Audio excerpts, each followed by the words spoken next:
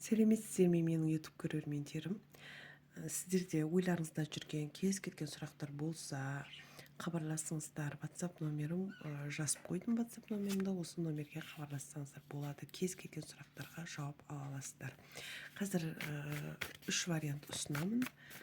Қандай өзгерістер болады сіздің өміріңізде, соны өзі айтып береді картаның өзі. Вариант таңдасаңыздар болды. Қазір көрейік, үш вариант ұсынатын боламын. Үш вариант.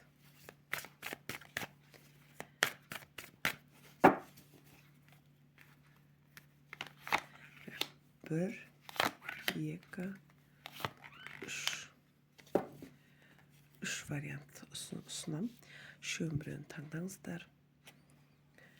Бір, екі, үш. Кез келген картаны таңдаңыздар.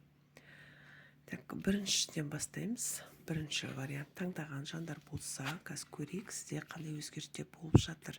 Финансовый жағына келіп тіреп тұр. Сізде уақыт бар, бірақ қарыз. Уақыт өте тағы қарыз. Кредит болуы мүмкін. Бұл жерде сағатты көріп тұрсыздар. Уақыт дейді, бар тапқаныңызды қимай соңғы тиынына дейін беру, қарызға кету туралы түсіп тұр. Бірінші вариант көрейік. Қомақты сума картасы түсіп тұр. Болмаса бір зат алуыңыз мүмкін. Қиялдайсыз, армандайсыз. Переживание бар, өкініш бар. Тығырыққа тірелу картасы түсіп тұр. Тығырыққа тірелу. Семерка мечей. Алданып қалмау. Алдақтаңда алданып қалмау керек. Неден алданып қалмау керек. Махаббат жағына келіп тұр. Треугольник, яғни ер азаматқа байланысты. Махаббат үштігі измена болуы мүмкін. Кішкене махаббат жағына келгенде сақ болу дейді. Өкініп қалмау, жалғыздық түсіп тұр. Семьясы болуы мүмкін ол жігіттің. Сіз кейіннен білуіңіз мүмкін. Сол жағынан кішкене алданып қалмау, яғни ол адам бос емес деген карта түсіп тұр. Тағы да қаражат мәселесіне келіп тіреп тұр. Бұл жерде қарыз сұрау дейді, соңғы тиынына дейін экономдау картасы түсіп тұр. Бірінші вариант көрдік, енді екінші вариантты көреміз. Екінші вариант таңдаған жандар болса, көрейік.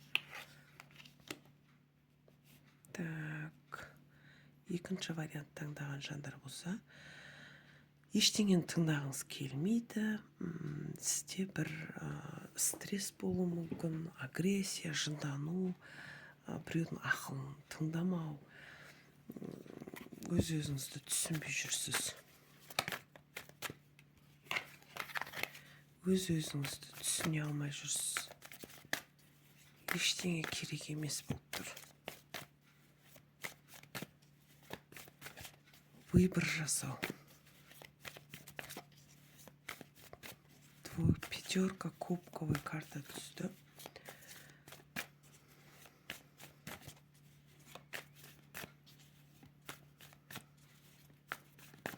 Бірдеңені жоғалту, потеря картасы түсіп тұр сізге. Екінші вариант таңдаған жандар болса.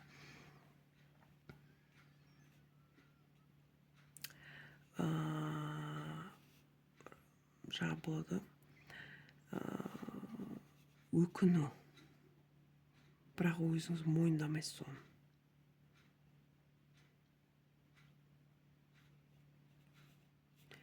Яғни бұл картамыз печаль.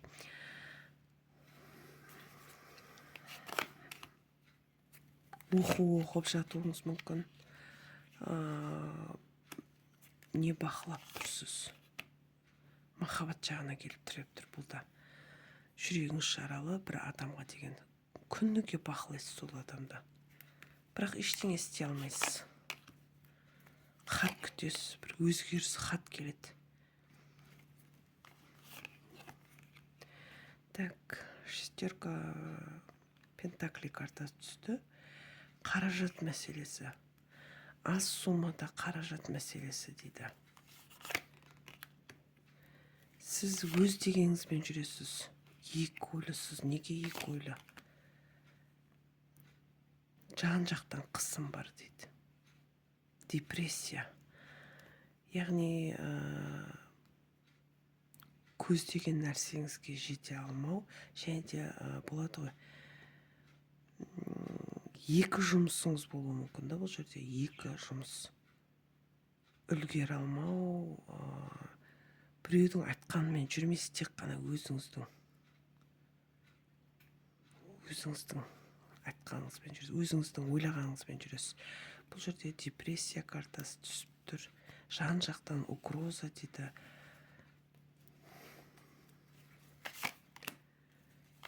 Көре алмайтын адамдар бар. Сіз әлі де қасыңыздағы адамдарды білмейсіз. Яғни сізді таптауы мүмкін, сізді сөзбен қаралауы мүмкін. Сізде екі выбор болады. Яғни сондай адамдарды араласпау, араласайын ба, араласпайын ба деген сияқты сондай екі выбор. Бірақ мықты советчик дейміз ғой. Иерофант деген карта түсіп тұр. Ақылдысыз. Сізден де көп адам ақыл сұрайды. Бірақ жан-жағыңызда конкуренция, шайқас картасы түсіп тұр. Көре алмайтын адамдар бар, аяқтан шалу адамдар бар. Соғыс карта түсіп тұр. Алысып келе жатырсыз да өмірге деген. Көз әлі де бір болады. Өмірмен шайқасу картасы түсіп тұр сізге. Алға қарай жылжиын десеңіз, жан жақтан аяқтан шалу адамдар бар. Екінші вариант. Енді үшінші вариантты таңдаған жандар болса, қазір көрейік, үшінші вариантта қандай карта шығады екен. Барлығын жаңадан бастау. Жақсы хабар келу. Өте сұлу жансыз. Ішкі жан дүниеңізде, сырт келбетіңізде өте сұлу. Қаражат мәселесі, яғни финансовый жағыңыз. Қарыздардан құтылу, сол жағын көбінесе уайымдайсыз. Қашан құтылам, қашан жаңағыдай алға қарай жылжиым деген, дамиым деген сияқты сондай карталар түсіп тұр. Және де сізді марапат күтіп тұр. Бір сахнаға шығу, және де жол түсіп тұр сізге.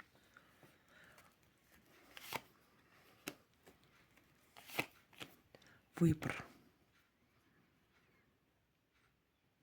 Көбінесе сізді жақсы жағыңызда, жаман жағыңызда ойлайтын адамдар бар. Интернетке көп сурет жүктеу дейді, соған көп адам қаралым бар деп тұр. Және де өте сенімді адам екенсіз. Өз-өзіңізге сенімді. Сұлулығыңыз да бар. Көп адамдар сізді қарайды, бақылайды, алға қарай жылжу бар.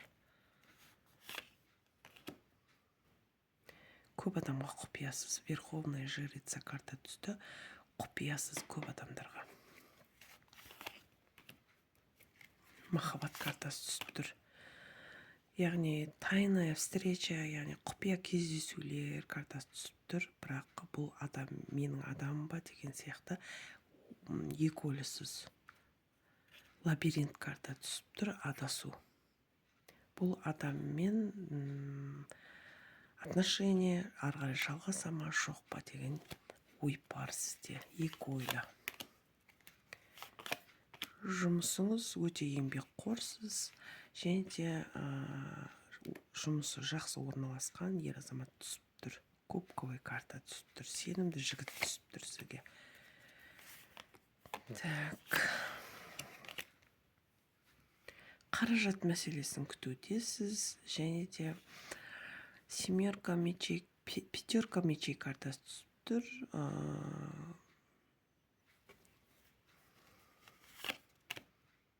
Көп адамдар сіздің сырт келбетіңізге болсын өте қу адам деп ойлайды. Және де өте шыдамды адам деп те ойлайды. Адамдардың ойы. Сіз сізде алға қарай жылжу, яғни болмаса бір сауда болсын, әйтеуір бір жұмыс, өсу, даму туралы результат күту. Осындай карталар түсіп тұр. Үшінші вариант таңдаған жандарға. Егер де сіздер жеке расклад аштырғыларыңыз келсе, WhatsApp-қа жазып хабарласамыз, кез келген сұраққа жауаптарыңызды алатын боласыздар. Осы видеоның астына тағы да WhatsApp номерімді жазып қалдыратын боламын. Егер де сіздерге сәйкес келіп жатса, лайк басып, комментария жазып кетіңіздер. Сау болыңыздар.